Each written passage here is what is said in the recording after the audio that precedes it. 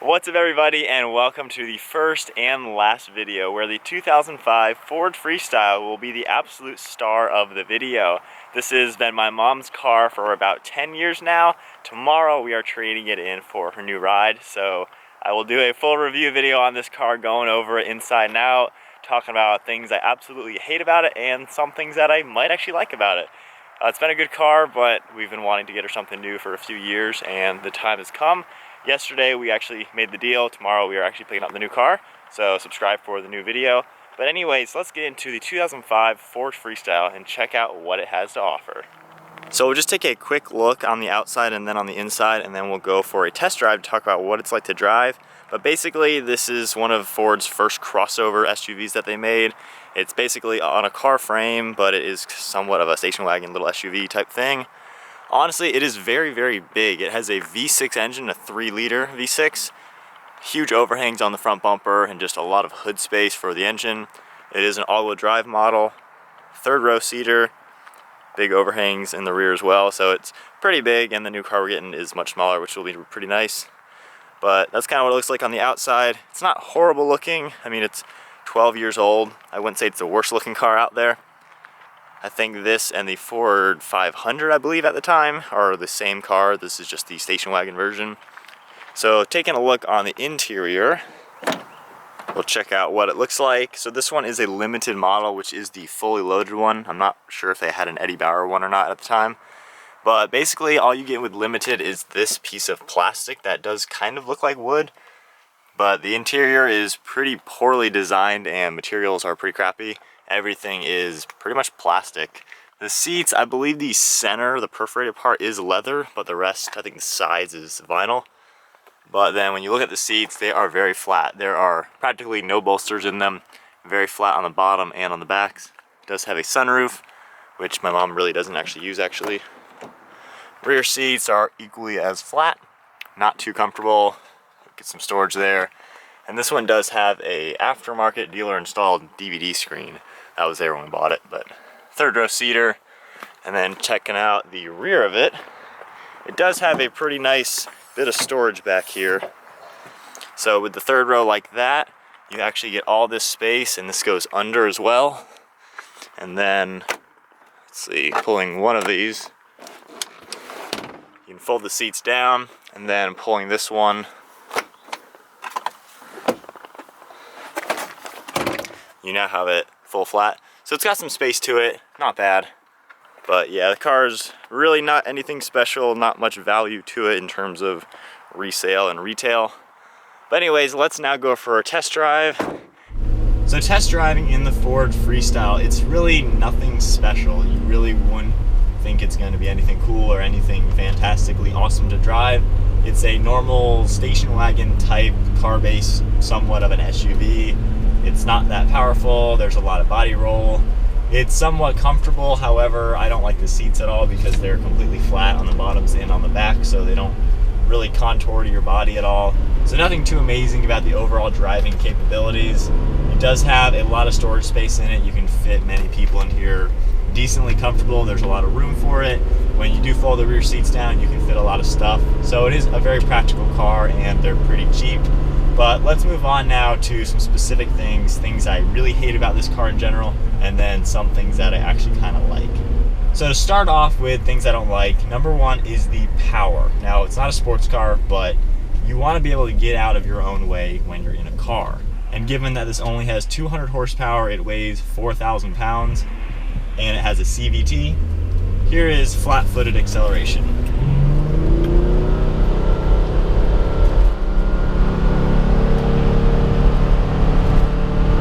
60 miles an hour. That was a roll from about 5 to 60 miles an hour. Timestamp that, we'll see how long that took, but it took quite a long time. It's not fast at all. Now, one thing kind of cool about it, there's a little turbo button type thing. When you push the gas pedal all the way to the ground and just a little bit more, you'll hear a little click, and that moves the chain on the CVT to make it just a little bit more powerful. I doubt it really does much, but you can feel a little bit increase in power. But yeah, this thing is ridiculously slow. It simply can't get out of its own way. And many times when I am in this car, in the passenger seat saying, Mom, let's get out in some traffic, she's like, well, I can't get into that slot. There's too many cars coming. And I'm thinking in terms of my car, thinking you just punch it a little bit and you're zipping right up to traffic. So it's pretty underpowered. And on top of that, we'll move on to number 2. Gas mileage sucks in this thing. This is just a grocery getter, nothing impressive, a smaller V6 engine, and my mom averages like 17 miles to the gallon. That's pretty unimpressive. My 370Z, I consistently get about 24, and I can easily get 31 on the highway. This has never seen above 20, so that's pretty pathetic for a cheaper car that is just a grocery getter.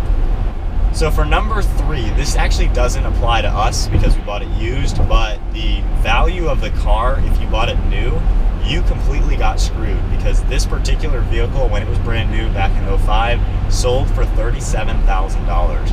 As of right now, 12 years later with 102,000 miles, it has a trade-in of about $2,000. So that resale value is ridiculously horrible. That's retaining like 8% of its value or something like that. And just to put it into perspective, when we bought our Toyota Tacoma, that was brand new for 32 grand, and 9 or 10 years later with 70,000 miles, we sold that for like 18 or 19 grand. So that retained 60% of its value, while this is retaining 8%. So resale value for anyone who bought these new, you got so screwed because it didn't hold any value whatsoever, and the depreciation just is horrible.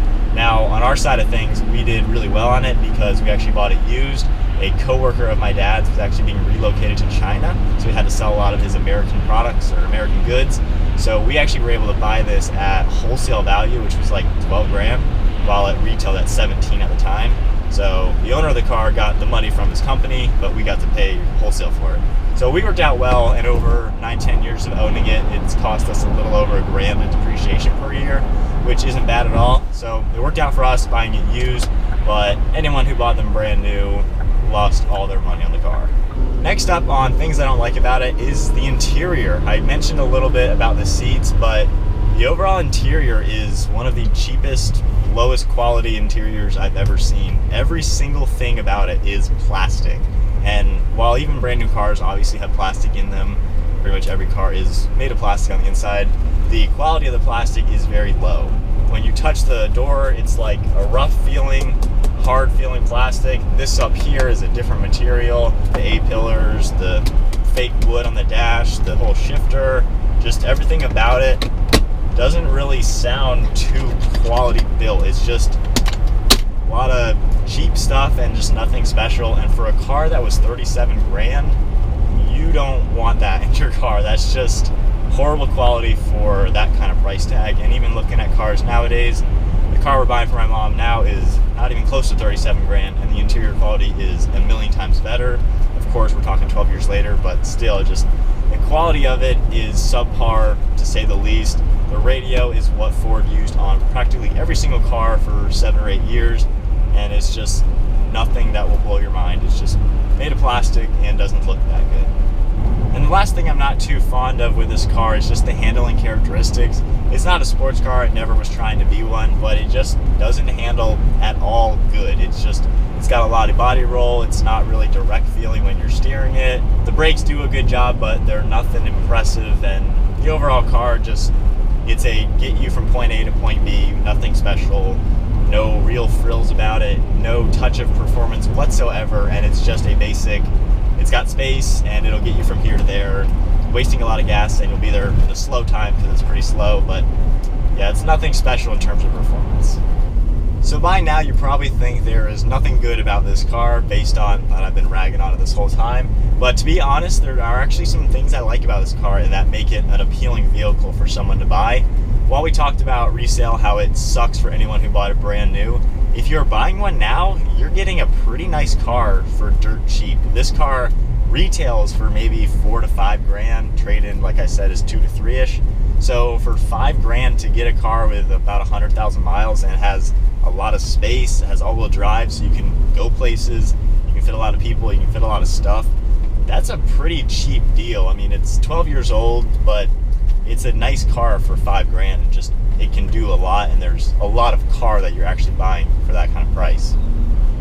So now I'm trying to think of more things I like about the car.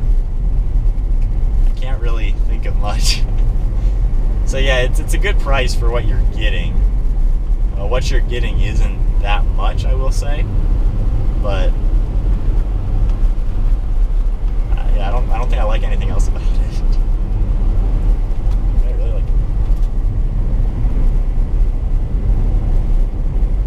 Okay, so yeah, that about sums up things I like and dislike. I like the fact that if you are looking to buy a used car and you need something that is practical for the family that can do a lot of stuff, this is a cheap car that you can get. But as far as the overall car, I'm not impressed with it one bit. It is so slow, and that's the biggest thing that we've really hated about this car. So I'm going about 39 miles an hour, and let's step on the gas. And there's 50. So it has no horsepower. 200 horsepower, and a 4,000 pound car is ridiculous. But yeah, that I think about sums up the review of this car. There's not much more to say. It's obviously not a fun sports car or a cool SUV or lifted truck, so there's not much to talk about. But at the end of the day though, we had this car almost 10 years, and to be honest, it's been a great car. We've had zero issues with it whatsoever. We bought it with, I think, about 30,000 miles, so we've put more than 70,000 miles on it, most of which obviously are my mom's miles, but nothing's gone wrong with it. Everything still works. I mean, climate control, the AC, all-wheel drive, the drivetrain works, the transmission has not blown up yet. It only has a couple miles to go until we give it away to the dealership, so all it has to do is make it till there. But we've had no issues with it. I mean, power windows still work. It's been a good car. It has done the job of getting her from point A to point B. And my brother and I took it snowboarding a few weeks ago because obviously we can't fit anything in our cars, and my dad was using his car. It's been a very affordable car to own. Losing about $1 grand a year in terms of depreciation isn't that much. The tax value, I think when they renewed it last time, they paid like $15 in taxes on it, for property taxes. So it's an affordable car to own. The gas mileage, yeah, it sucks pretty bad, and it has like a 19-gallon tank. So you're gonna fill up a little bit more often than a more modern car, anything more fuel efficient. But overall, it's been the cheapest car we've ever owned in terms of how much it actually cost at the end of the day to own it.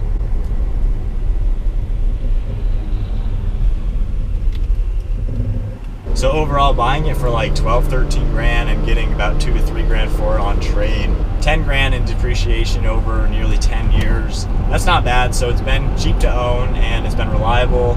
We fit stuff in it. When I moved into my own place, we had it loaded up along with the 4Runner and the trailer, so we could just do one load down. So it does the job. It's a good car overall.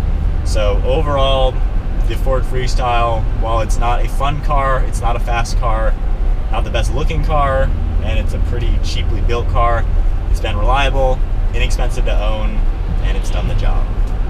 So I think that about sums up the review, the first and only video featuring this car. You have seen it in the background a few videos, but the next video uploaded will be the absolute last video this will ever show up, obviously trading it in for something else. But yeah, it's been good, but we are ready to say goodbye to the Freestyle. It's an alright car, so it'll be good to say goodbye. So anyways, subscribe for the next video because we are picking up something brand new for her. We test drove a few cars recently, and we made up our mind on what we wanted. The pricing worked out very, very well. So the new car came out to be a pretty ridiculous price, so it worked out really well. So anyways, thank you all for watching, and hope you enjoyed the video. Probably not too many videos out there reviewing the Ford Freestyle, so this might be the one and only video out there. But anyways, thanks for watching, and we'll see you all next video.